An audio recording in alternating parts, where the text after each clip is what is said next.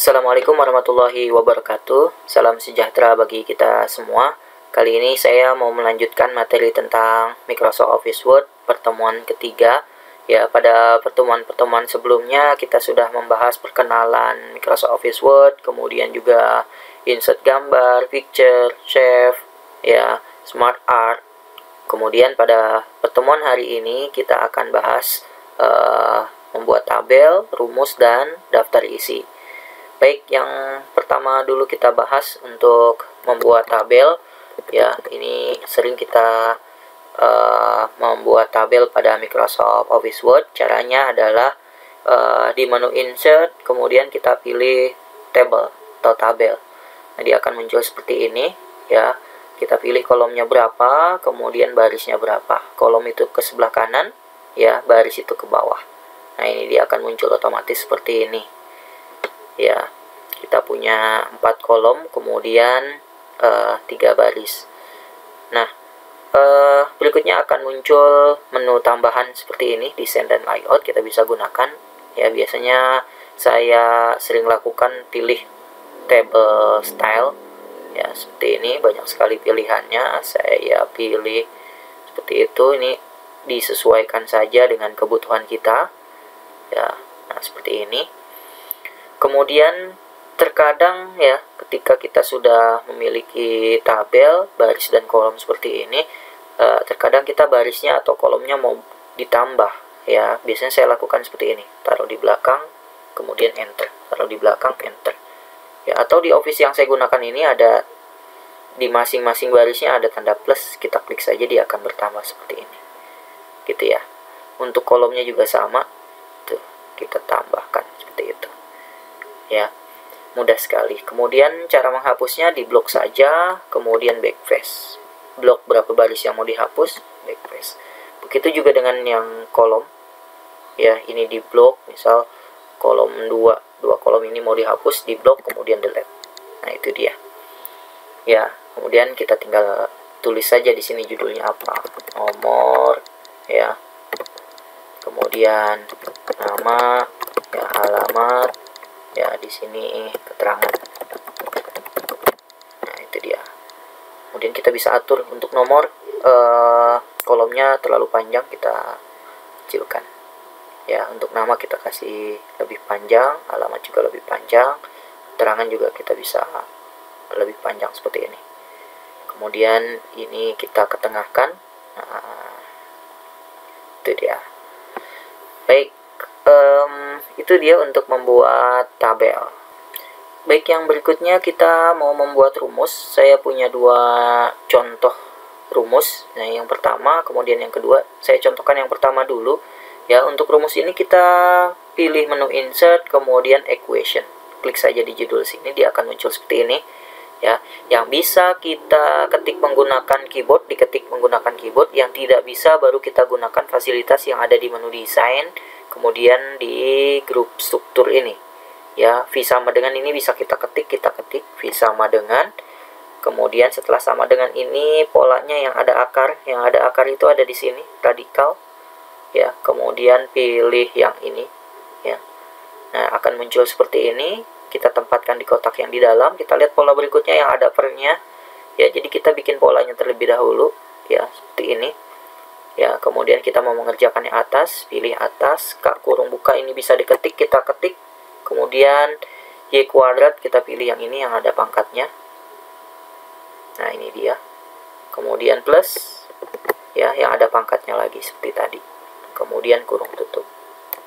Nah, selebihnya kita tinggal input. Di sini Y, kemudian atasnya 2, ya, ini X, kemudian pangkatnya 2. Di bawah berarti M.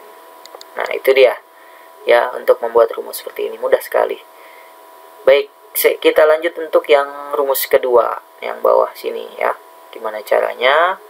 Ya, ini di enter saja. Nah, tadi insert equation. Nah, ini dia.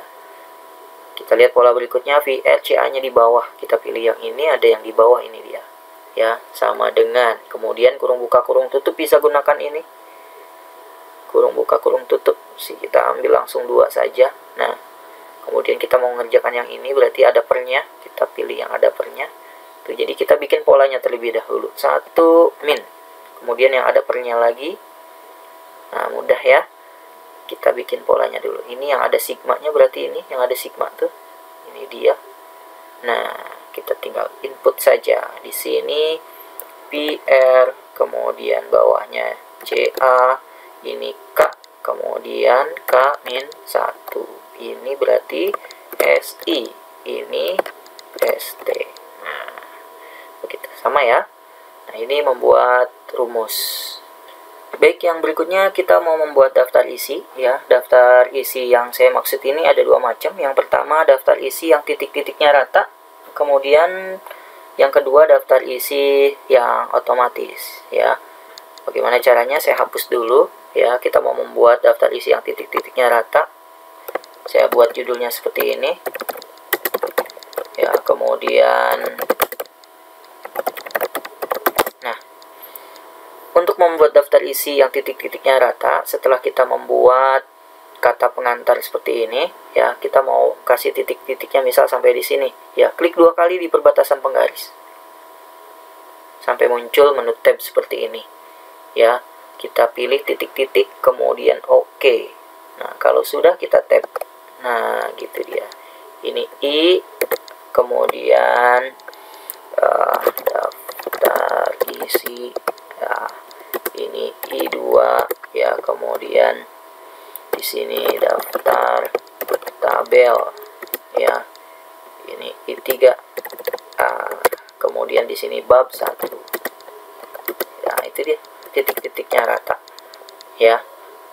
Ini saya ketengahkan ya. Kuncinya tadi hanya di sini saja kita batasi. Oke. Itu daftar isi yang titik-titiknya rata.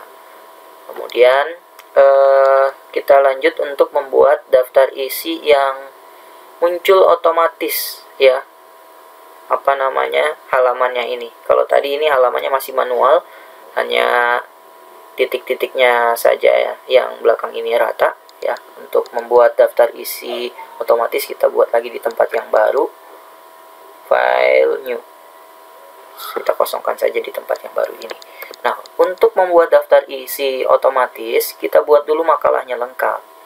Ya, jadi kita buat makalahnya lengkap, kemudian untuk judul-judul ya, babnya itu kita gunakan pengaturan. Gimana caranya? Kita lihat di sini. Misal kata pengantar. Ya, ini isinya. Kata pengantar ini misal isinya banyak, misal ini isinya ya. Saya kasih contoh saja di sini. Saya buat banyak. Nah, ya, ini banyak sekali ceritanya. Nah, itu dia. Oke, kemudian yang kedua bab 1. Ini juga banyak isinya. Ya, kemudian bab 2 saya copy saja dari sini. Ya, bab 2. Saya sampai bab 3 saja. Oke, ini bab 3. Oke, kita lakukan pengaturan seperti ini. Oke, setelah kita tulis, kita lakukan pengaturan untuk judul-judulnya. Di blok, di sini ada home ya. Untuk judul ini kita kasih heading 1. Ya, untuk judul-judulnya kita kasih heading 1. Ada di home ya, heading 1. Kemudian juga untuk judul yang bab 3 ini kita beri heading 1. Ini berarti bab 4 ya. Bab 4 kita juga beri heading 1. Oke, kalau sudah, misal saya mau daftar isinya di atas ini, nah tempatkan di situ. Nah, cara memanggilnya sekarang, setelah kita atur judul-judul babnya, nah cara panggilnya kita pilih reference di sini, kemudian table of content. Nah, ini dia, kuncinya ada di sini. Nah, kita pilih ini. Nah, sudah ya.